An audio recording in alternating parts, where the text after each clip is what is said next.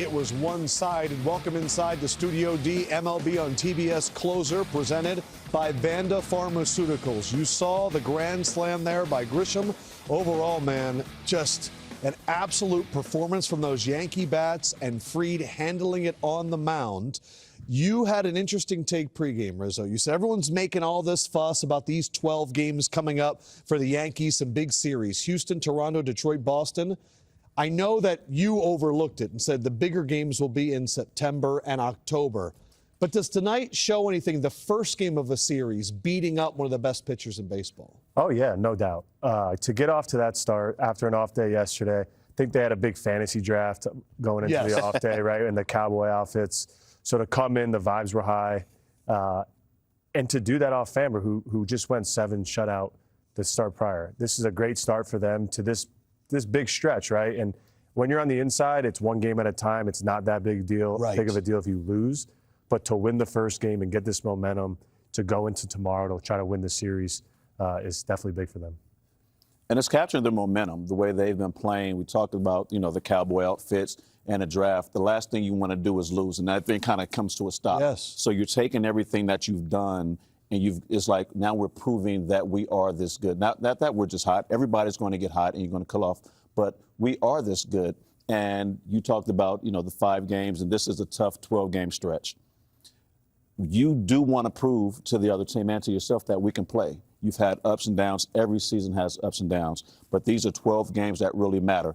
Not that it's going to make or break the season, but we're making a statement that when you see us in a postseason, you're going to have a bad taste in your mouth of the last time that we played, and you want to make that statement. It is the 15th win this season for Fried. He is now 11-1 when he's the starting pitcher, and the Yankees are coming off of a loss. It's also his first regular season win ever over Houston. We know he's had big postseason wins over Houston, but there's only 3 teams he didn't get the regular season win. He can check that off. Second inning here, Jazz Chisholm, Grandy, bringing the power. Those lefties, again, you talk Framber giving up only 1 homer off of lefties. Yep. And then to give up a ding-dong Johnson like this. Woo! Top of the 5th now, 2 outs. Bases loaded for Giancarlo Stanton. Strikes out looking high, changeup. Next batter, Trent Grisham. You mentioned he has brought a lot to this dugout. Yeah, he's just been steady Eddie, and he has one heartbeat, and that is low. His pulse is low at all times. He plays the outfield with the best of them. He's so nonchalant, but he's ready to play, and he's a competitor. And what he's brought to this team the entire year has been amazing for them. And look, the Yankees have weathered the storm. They've completely weathered the storm, and they're ready to show the world who they are this September. We know their bats were great. Fried showing the pitching as well. A lot of up and back. You see the ump there staring down Chisholm. And this is when we thought we might get an ejection. Oh, we for sure. It was no doubt he was getting kicked out this game. Anyone that knows Jazz, he wears his emotions on his sleeve. Also, when he hits the ball, he wears emotions on his sleeve. But this is on brand for him. That is something controversial, then he does something special. Either way, you're going to find out about it. He was on the positive side tonight. Now, the Yankees 15-5 since their last series against the Astros. They lead the league in home runs, RBIs, slugging, and they're winning on the road. Other side here, Houston is on pace to be bottom 10 in runs scored for the first time since 2014, and one of their pitchers gets lit up. What is your level of concern? I think it's still so early in September. And again, like we talked about it, they're in first. They find a way to stay in first. They find a way to get themselves to the end. You're going to run through little bumps in the road. So better to do it now and still have an entire month left to get yourself ready to roll come postseason. You almost got to lock them in to get into the postseason.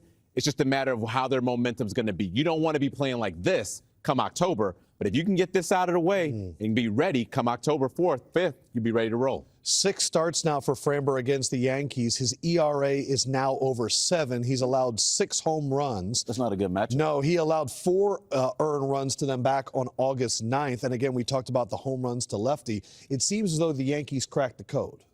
It is, and he knows best. And, before the game, we do our time of game. And he told us, Framber does not like facing the Yankees. And when you see his stuff and you know his history, it's like, why not? Yeah. They have found something against him. And sometimes it's tipping pitches. Sometimes it's just knowing the sequence, knowing who's behind the plate, what this guy likes to do. But on these pitches that he got hurt on, Pitches middle. They're mid-thigh high. And as a lefty, I want you to talk about what it's like when you learned how to hit lefties and what that adjustment was like for you, Anthony. Yeah, with Framber, his sinker is elite, especially left on left. So you got to set your lane as a lefty. And I think with the Yankees and the way their lineup's constructed, you have to run your lefties out there. And he's not used to facing this many lefties. Most of these teams now just throw all right-handers in there. And he's seeing 3-4 lefties in this lineup, and he's not used to this. He's not used to the left and right. So get pitches out over. That's probably the scouter put on him. Take the things in, and don't try to do too much, because with his sinker, if you try to elevate, easy ground ball, and that's what he's trying to do. So I've always liked that. You'd always have a situation, you get a dominant left-handed pitcher, and you only put one lefty in the lineup. Now, every other person on the opposition is on that side of the plate. Right. If he's doing well with that fastball and that changeup and that fastball and that changeup, he doesn't have to change anything. You only got to worry about one lefty. You had Bellinger, you had Jazz, you had Grissom, you had Wells. Yeah. He's got to switch it 4 times.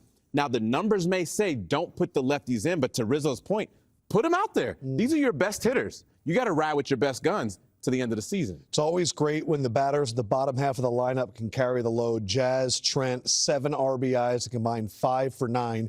We have somebody uniquely qualified to talk about Jazz Chisholm. Let's re-look at his game today. He now moves to 28 home runs, 26 stolen bases. What level are you seeing from this guy, Ray? This is athlete and just as a whole. You talk about the Bronx Bombers. They hit the ball out of the ballpark. But the fact that they also can run, and they run in smart situations. As a team, they're about an 80+% stolen base success rate. That's where you want to be. If you have the ability, if they're going to give you a base to advance to second or advance to third, do it. And oh yeah, being on the left-handed side, take advantage. Hit that thing out of the ballpark. Ooh, Grandy man. Go ahead. I just have a question. What happened to the last 5 stolen bases? I mean, what were you thinking? Man, they gave me the red light over there. I was trying to go 30. They gave me the red light. Gave me the red light. Slowed me down. Look at me. What does that No mean? shit. And that's with the small base. Give me that big base over there. Big base, you had 40.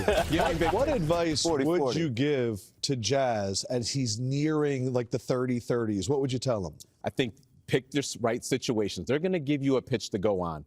You've been successful at this point. You've had 40 in your career. So just continue to find the right times to run. Don't force it. You got a whole month left. Yes. 30 is possible. Even 35 is possible.